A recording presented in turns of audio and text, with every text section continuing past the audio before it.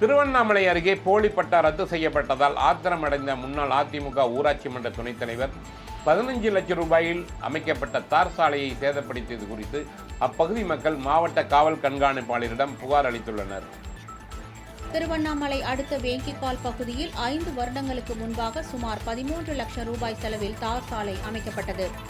இந்த நிலையில் அந்த பகுதியில் உள்ள ஒரு வீட்டு மனையை வாங்கிய அதிமுக முன்னாள் ஊராட்சி மன்ற துணைத் தலைவர் மூர்த்தி, ஆராஞ்சி பகுதியைச் சேர்ந்த அஜித்குமார், ஆடையூர் பகுதியைச் சேர்ந்த மூர்த்தி உள்ளிட்ட பலர் இணைந்து போலி ஆவணம் தயாரித்து பத்திரப்பதிவு செய்துள்ளனர். இதை அறிந்த மக்கள் பத்திரப்பதிவு அலுவலகத்தில் மனு அளித்ததன் அடிப்படையில் அது குறித்து விசாரணை செய்து போலி பட்டா ரத்து செய்யப்பட்டது. இதனால் ஆத்திரமடைந்த முன்னாள் அதிமுக ஊராட்சி மன்ற துணைத் தலைவர் மூர்த்தி, அஜித்குமார், ஆடையூர் மூர்த்தி உள்ளிட்ட 10க்கும் மேற்பட்டோர் சாலையை சிதைத்து நடந்து செல்ல முடியாத அளவிற்கு பள்ளம் ஏற்படுத்தியுள்ளனர். பொதுமக்கள் பயன்பாட்டில் உள்ள ஊராட்சி மன்றத்தின் சார்பில் அமைக்கப்பட்ட தார் சாலையை சேதப்படுத்தியவர்கள் மீது நடவடிக்கை எடுக்க கோரி மாவட்ட காவல்துறை கண்காணிப்பாளர் அலுவலகத்தில் அப்பகுதி மக்கள் இன்று கோரிக்கை மனு அளித்தனர்.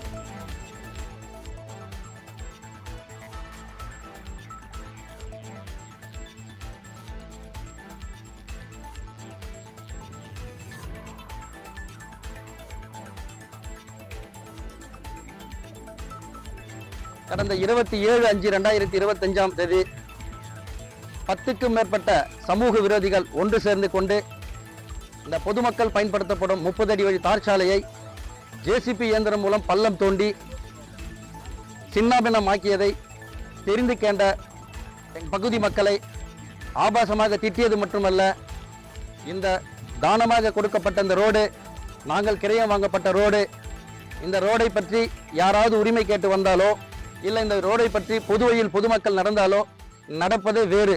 ஒழுங்கு மரியாதையாக இங்கிருந்து சென்று விடுங்கள், இல்லை என்றால் இந்த இடத்திலேயே நாங்கள் உங்களை வெட்டி புதைத்து விடுவோம் என்று கொலை மிரட்டல் விடுத்தார்கள்.